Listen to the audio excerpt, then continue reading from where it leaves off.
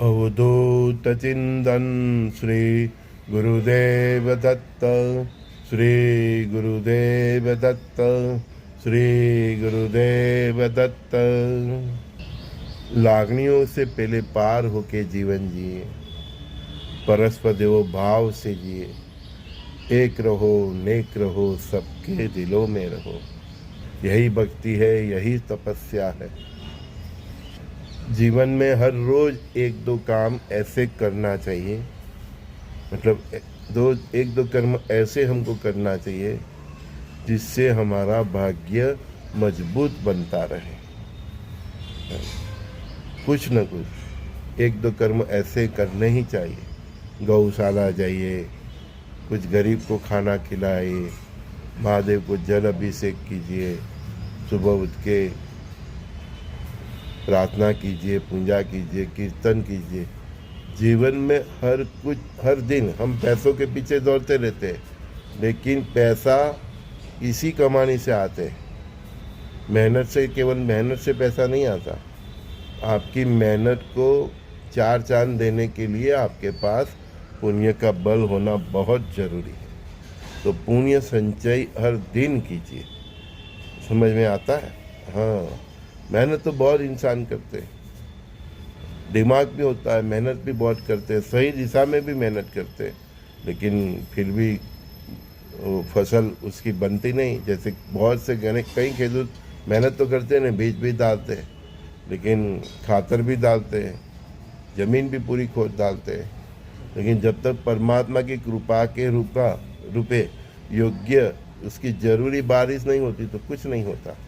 इसी तरह आप चाहे कितनी भी मेहनत करते हो, लेकिन उस मेहनत को फलने के लिए, उस बीज को बड़ वृक्ष बनने के लिए आपको पुण्य रूपी खातर चाहिए चाहिए चाहिए।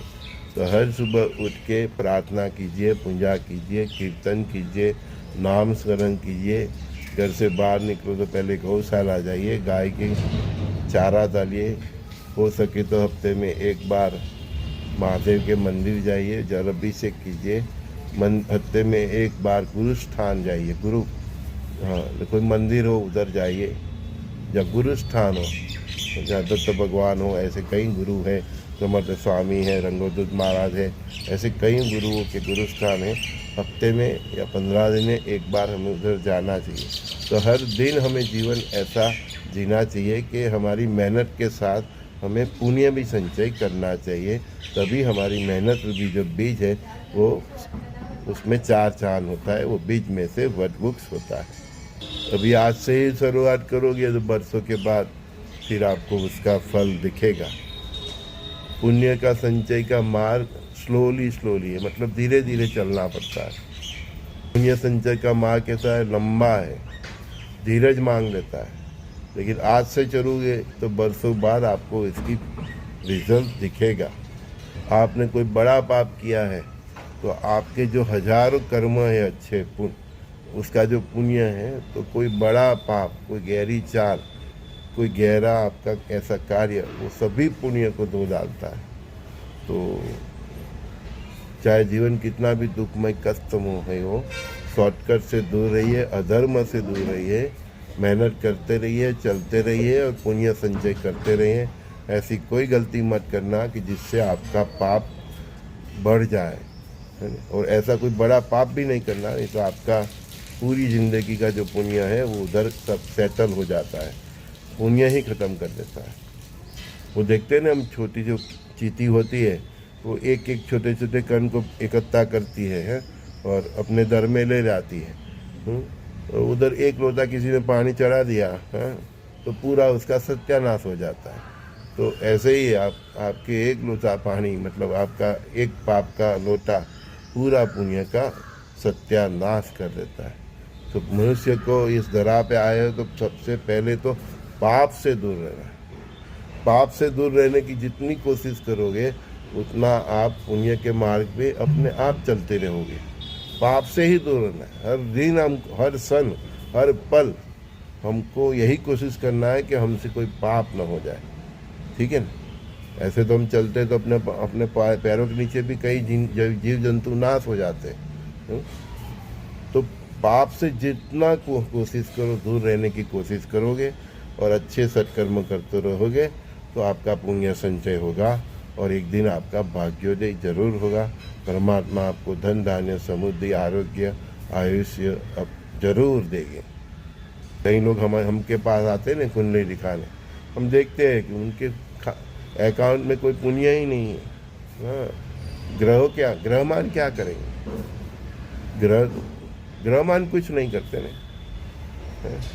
सरकार आपको सुख भी देता है, रोड रास्ता भी देता है, इंफ्रास्ट्रक्चर देता है, और कोई गलत करता है तो उसको दंड भी देता है, सजा भी देता है ना, जेल में भी डाल देते हैं, फांसी पे भी चला दे। तो सरकार का तो दो प्रकार का काम होता है ना, उसी प्रकार ग्रहों का भी दो प्रकार का काम है। आपके जैसे कर्म है उसके हिसाब से आपको दुख दर्द भी देंगे और सुख भी देंगे। तो कुंडली देख हम तो देखते ही नहीं, जरूरी नहीं पड़ती, फिर भी बहुत मतलब रिक्वेस्ट करते हैं तो वही होता है जो हम बोल देते हैं कि भाई आपके पुण्य संचय में ही कमी है। पुण्य संचय में कमी होगी तो फिर आपको झेलना ही पड़ेगा। और एक ही मार्ग है, आप पुण्य संचय करो, वर्तमान में जो दुख है वो थोड़ा बर्दाश्त करते रहो, उसमें से बाहर निकलने का सच्चा मार्ग सुधो, अच्छे मार्ग पे चलो, है ना। कोई शॉर्टकट से अपने दुख में से बाहर निकलने की कोशिश मत करो, नहीं तो फिर वो पाप का मतलब वो करेगा, संचय करेगा और आपका जो पुण्य है वो साफ हो जाएगा और पाप की कमाई का खाया हुआ फिर आप भुगतोगे, आपके बच्चों भुगतोगे सब।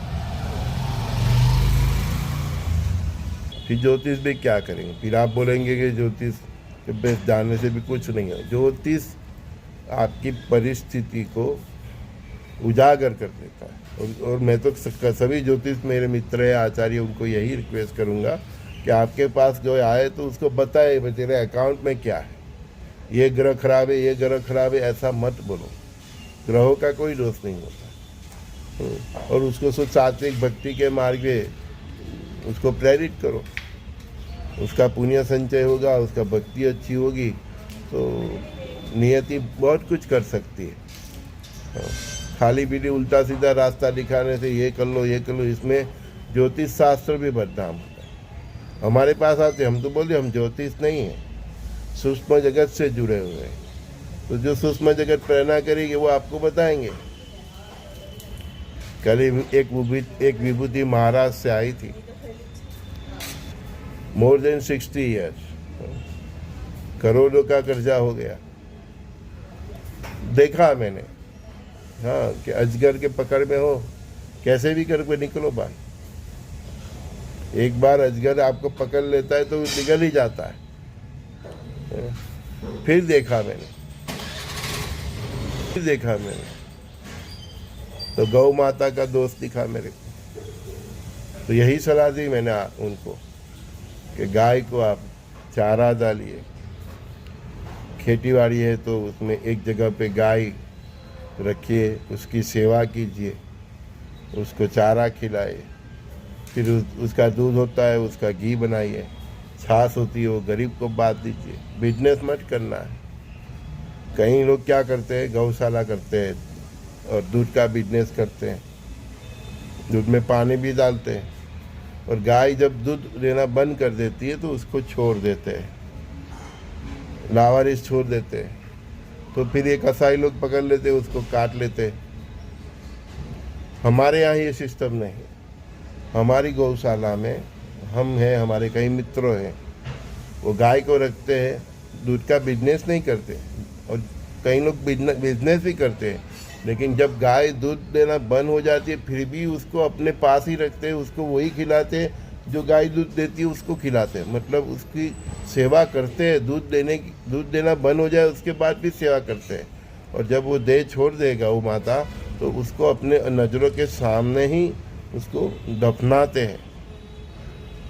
हाँ, तो ऐसा करोगे तो फिर ये गाय कसाईयों के हाथ में नहीं जाएगी, आप छोड़ दोगे ये लावारिस उसको, इसीलिए ये आपको पाप लगता है। तो जीवन में ये गौ हत्या का जो पाप लगता है, ये इसमें से एक पाप आपको भी लगेगा, क्योंकि आपने गाय को आपके यहाँ ही जन्म हुआ, बड़ा किया, उसका दूध का आपने कैसे भी जो भी जिसका इंटेंशन हो उसका दूध का ऐसा उपयोग किया, यूज़ किया, और फिर आपने छोड़ दिया तो ही वो गलत इंसान के हाथ में आई और उसने काट दिया, जो भी किया, चमड़े का बिजनेस किया, काट दिया मांस उसका, आपने छोड़ दी तभी उसकी गति हुई ना। तो आप गाय रखते हो तो फिर उसको जब दूध देना बंद करे उसके बाद भी उसका प्राण जब तक है, उसका जितना आयुष है, तब तो आपको उसकी उसी प्रकार रखवाली करनी पड़ेगी जैसे दूसरी गाय आपकी दूध देती है। उसको भी उतना ही प्यार, उतना ही अच्छा खाना, वही जो उसको खिलाते वही सब उसको भी देना पड़ेगा। अगर आप ऐसा नहीं करते हो तो फिर ये उसको कई लोग छोड़ देते हो, कहीं बेच देते हो, चाहे कुछ भी करते हो, अपने को क्या मालूम, लेकिन छोड़ देते हो तभी तो एक कसाईयों के हाथ में आ जाती है। कई लोग हम देखते हैं कि गौवा को घास खिलाते जाते हो, हम देखते हैं तो गौ माता की हड्डियाँ भी दिखती है, बस दूध ही निकाल दे देते हैं, उसको इतना खाना भी नहीं देते।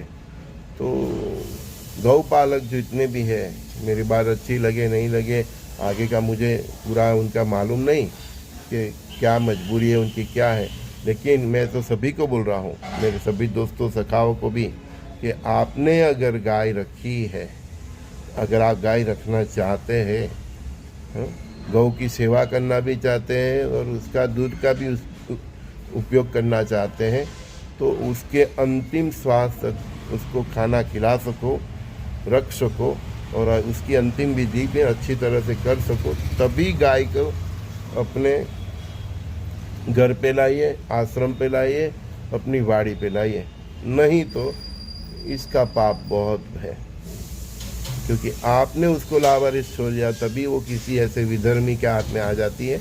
और हम देखते हैं ना कहीं गाय हमारे मोहल्ले में, कौन उसका पालक था, कहाँ था, कुछ मालूम नहीं, तो ऐसे ही गाय उनके हत्थे चढ़ जाती हैं।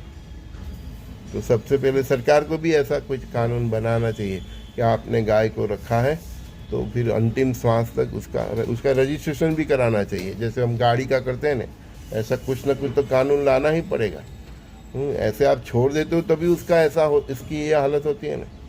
तो गाय रखने वाले ही पहले उसका जो व्यवसाय करते हैं या आश्रम के लिए जो भी रखते हैं, कोई सेवा के लिए रखते हैं, गौ सेवा करने के लिए भी गाय को रखते हैं, तो फिर सेवा उसकी अंतिम श्वास तक करनी पड़ेगी। नहीं तो आपने छोड़ दिया और वो कोई कसाई के हाथ में आ गई, उसका वध कर दिया, तो फिर पाप जो कसाई को लग रहा है उतना ही पाप आपको लगेगा। फिर हमारे जैसे पास आओगे, कुंडली दिखाओगे कुछ नहीं होना, कुंडली दिखाने से कुछ होता ही नहीं। आपने कर्मों जो किया है वो कर्मों का प्रभाव कुंडली में सूक्ष्म रीते पड़ ही जाता है। सूक्ष्म जगत का यही तो रहस्य है कि बहुत कुछ ऐसे कर्म होते हैं आपके जो आपके कुंडली में सूक्ष्म रूप में एक्टिव हो जाता है, और फिर वो कोई ज्योतिष या कोई आचार्य कुछ नहीं कर सकता।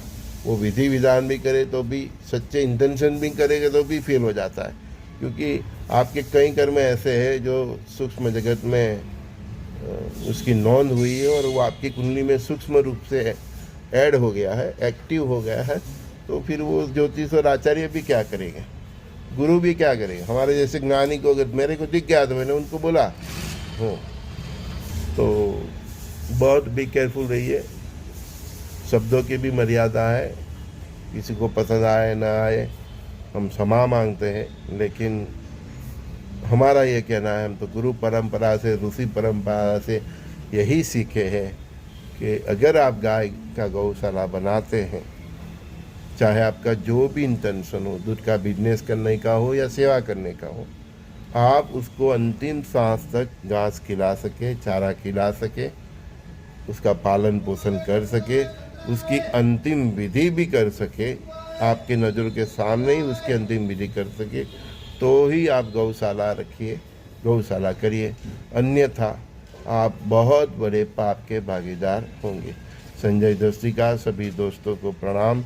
श्री गुरुदेव दत्त।